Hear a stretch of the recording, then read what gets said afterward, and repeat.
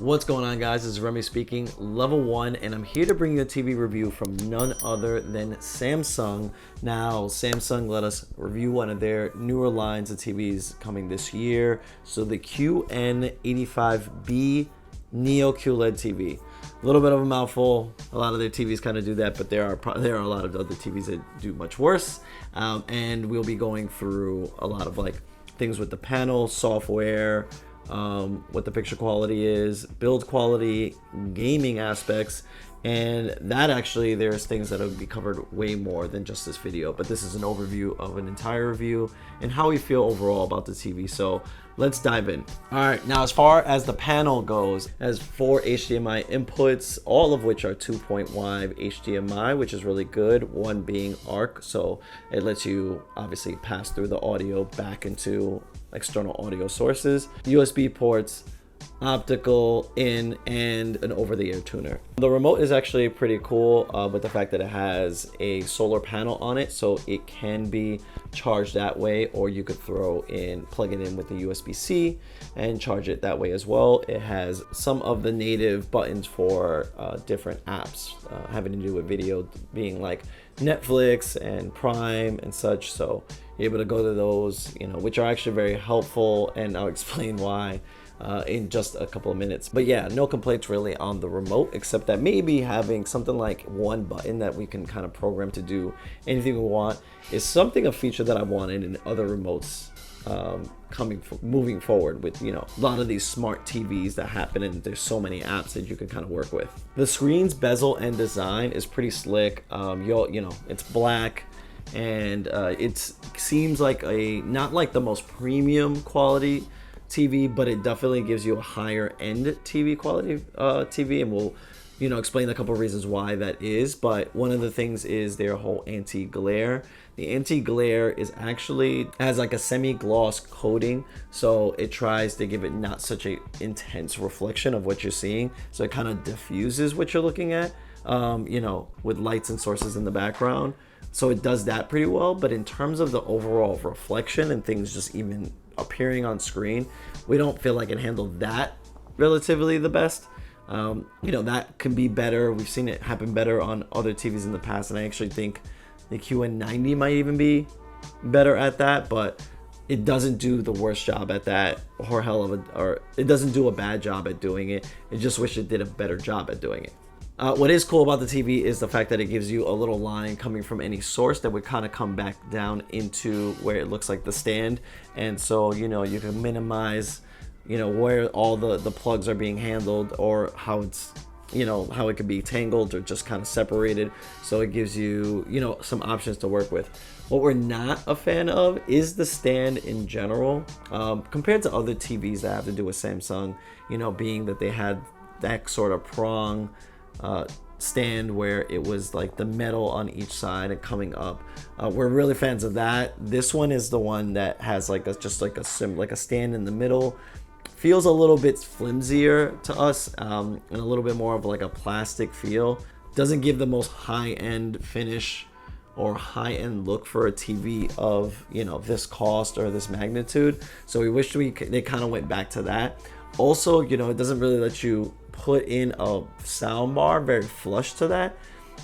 Even the height of the TV, while it does a fairly good job of being able to put like any sort of sound bar without it covering up too much of the TVs. We have seen some sound bars that like are obviously getting a little bigger, wanting to give you more bang for its buck, and so we wish it gave you a little bit more height or a little bit more to play with in that area. Now, in terms of sound, the TV does a fairly decent job of giving you a little bit of a boom in terms of its sound. It gets loud when it wants to get loud.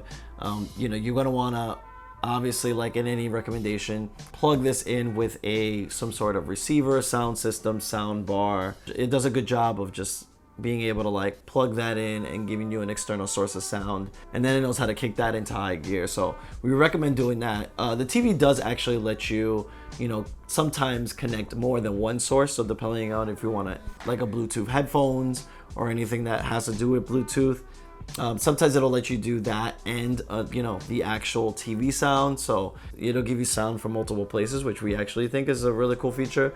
Also, the Bluetooth, we think is a little bit better than it has been in the past. In the past, I feel like we've seen a lot more delay when it comes to external audio input. So if you're putting on headphones and stuff like that, we see more of like an audio sync issue, when this is actually a lot less. So I'm not seeing that as much. So that's really something to take note of if you want to just throw headphones or anything on it. And especially if you've done it once before, every time you kind of like put them on, it'll ask you like, do you want to connect these Bluetooth headphones that you've already connected back onto it?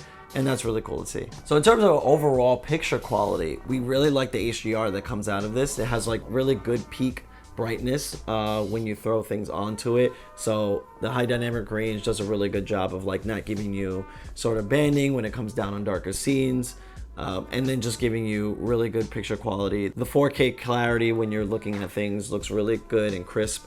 Colors are really well done, so that is something to take note of for this kind of TV, being a step up from last year's. And also the pre-calibration on the TV leaves little to none of actual calibration after the fact, only if you want to get really intense with certain areas, and which we've done tests for different calibration apps, so that it could kind of give us like the best feel. But even then, I think it came pretty close to what we were going to use after the fact anyway. So out of the box is really good to use, and you don't need that much calibration to work with.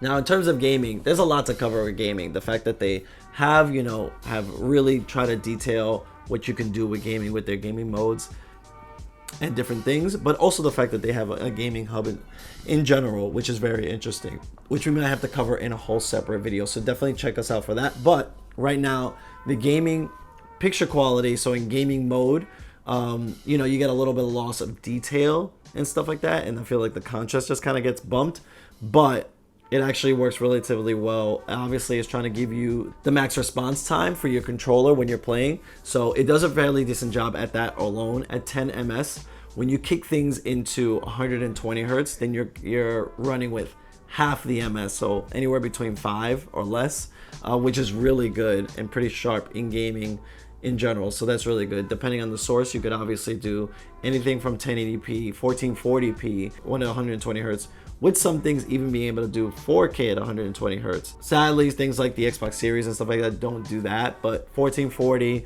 with 120 hertz gives you relatively well things happening on screen, so there's less tearing, less blur, so that's really good.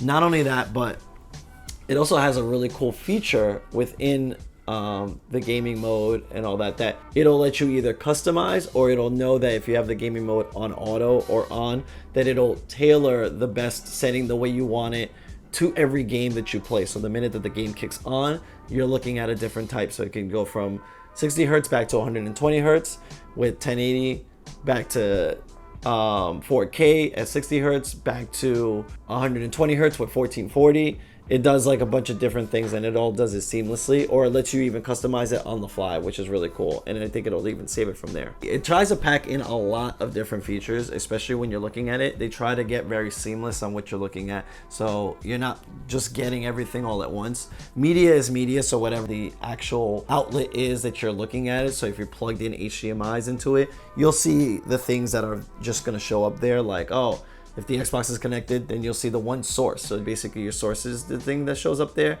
However, there are things that are dedicated to their own channel. So gaming has a whole gaming hub. Now we're gonna talk this in much detail in a whole other video, but the gaming hub and stuff is really cool, and you get to see all these different things with the streaming services and stuff that you get to play with, having to do with the QN85, and just like the fact that they have a gaming hub in general, very much in partnership with things that have streaming services like Xbox Cloud, Steam and stuff. But our biggest issue with the TV is that we don't feel like the UI is the best complement to what's going on, and that really has to do with its processing. We feel like it runs a little bit slower than it should. If the TV acted really responsive, and it would be one of the best units to use for just like gaming on the cloud, just gaming, plugging your games in general, and then having all your other media, having to do the streaming, and then a 4K Blu-ray player, all those things. But we feel like the UI acts a little bit too slow. Like you have to have a little bit of patience when you're doing things.